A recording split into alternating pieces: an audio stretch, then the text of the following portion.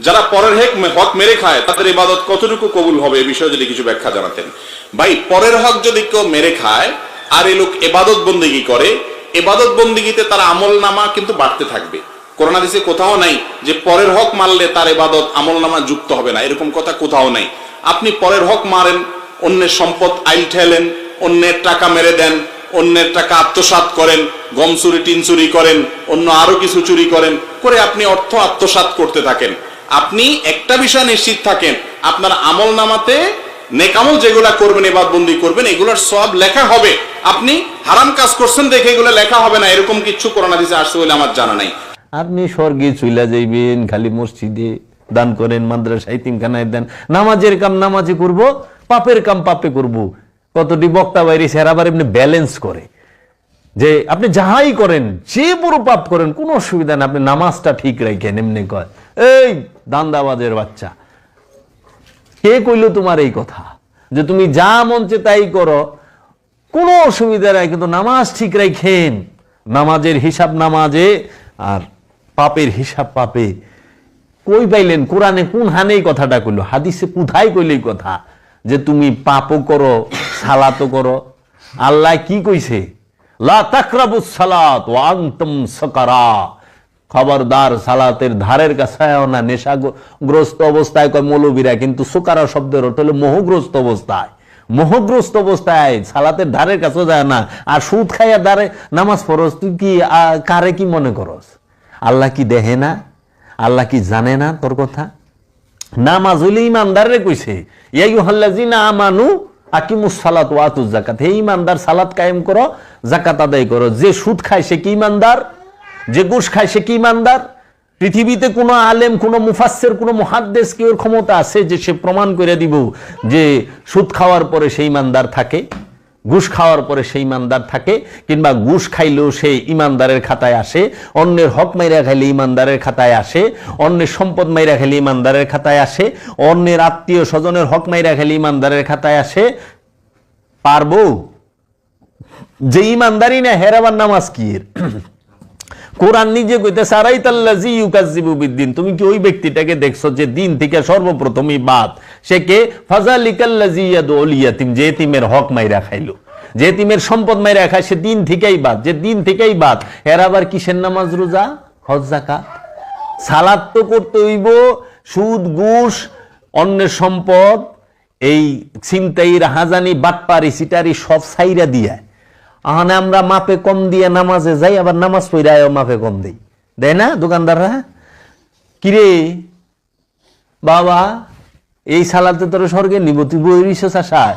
এখন আমার ওয়াজ কেউ ভাল লাগবো না, এই ওয়াজ ওই যে মোল্লায় যেটা, কারণ হের পক্ষে গেলে ওই সময় হের একটু ভাল লাগবো, কারণ পক্ষে আইছে তো। আল্লাহর হাবিব বলছে, কেউ যদি আধা হাত জমিন কারো মাইরা দেয়, তার 7 তবক জমিন গলায় ঝুলায় দেওয়া হবে। আল হাদিস।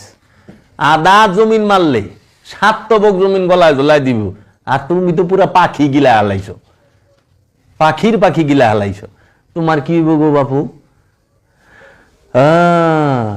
বাইস্তার হক দেও নাই, বায়ের হক দেও নাই, বইনের হক দেও নাই, আত্মীয় স্বজনের হক দেও নাই, কিন্তু 5 ওয়াক্ত নামাজ। সালাতুল ইমানদারের জন্য, সিয়াম ইমানদারের জন্য, হজ ইমানদারের জন্য, কুরবানি ইমানদারের জন্য, যাকাত ইমানদারের জন্য। কোরআন বলতাছে আমানুর জন্য, আমানু আমানু আমানু। মুমিনের জন্য যাকাত নাই, মুমিনের জন্য যাকাত নাই, মুমিনের জন্য সালাত নাই, সালাতের হুকুম মুমিনের জন্য নাই। সালাত, মুমিন সালাতের উপরে থাকে। মুমিন সালাত শিখায়, মুমিন সালাত কায়েম করে না। যার সালাত কায়েম হয় নাই সে কখনো মুমিন না। যার সালাত কায়েম হয় নাই সে কখনো মুমিন না। এর জন্য আমানু আর মুমিনের তফাতের বেলা আলোচনা আইছে তো, ওই যে সামনে শুনবা, আমি কথা আছে মিডিয়া, যে আমানু আর মুমিনের পার্থক্য কি? তো একজনে জিজ্ঞেসি, আলেম সাহেব বইছে, আমি কইলাম আপনি কি ইমাম সাহেব? কয় হ, নামাজ পড়ান। হ, আপনি কোন তো, আপনি কি আমানু না মুমিন? লড়াছড়াদা বইছে তো কয় আমি তো একজন আমানু। আমি বললাম ও, তা আপনি ইমামতি করেন কে? আমানুর ইমামতির হুকুমই নাই। আমানু হইলো সালাত করবো, আপনি সালাত পড়াইতেছেন কে? সালাত শিখান কে?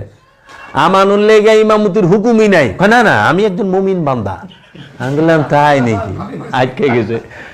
আমি মুমিন বান্দা। আমি কই মুমিন, হ্যাঁ। মসজিদে বেতন নেন কে? মুমিন তো বেতন ভুক্ত হইতে পারে না।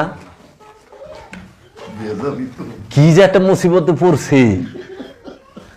তো এই জন্য আপনাদের সাথে বসতে চাই না। আমি কেমনে বইবেন? আমানু কখনো সালাত ইমামতি করতে পারবে না, মুসল্লি কখনো ইমামতি করতে পারবে না। মুসল্লির ইমামতি করার হুকুমই নাই। মুসল্লি সে সালাতের উপরে থাকবো, আর মুমিন সে সালাত শিখাইব। মুমিন কখনো বেতনভুক্ত হবে না, যে বেতন নেয় সে মুমিন না, কারণ মুমিন কাহারও আন্ডারে থাকে না। এর জন্য দেখ বাবা, কোন ওলি আল্লাহ মসজিদে ইমামতি করে না, বেতন নেয় নাই। কোন খলিফা, যে খলিফা সে মসজিদের কোষাগারে বাইতুল মালে থেকে বেতন নেয় নাই। যা দেখ, খোল কই বাইলি লামানোর মুমিন ই তো দেখবা হইলো এহেনে যে মজা কারে কয় যে বইবু মরবার লেগাইব এহেনে ইজ্জত যেটুকা সুটুকু আড়াইবার যে কোন হান্দা যে ই হইব দিশা। আর আমি তো আজগবি শরীফ লয়ে বম না, আমি কোরআন মাজিদ লয়ে বসুম। আসেন কোরআন আগে শেষ হোক, তারপরে সেন হাদিস শরীফ। হাদিস শরীফ কোরআন শরীফে যদি আপনারা না হন, তখন সে আজগবি শরীফ দিয়ে চাপা দিবার চেষ্টা করবেন।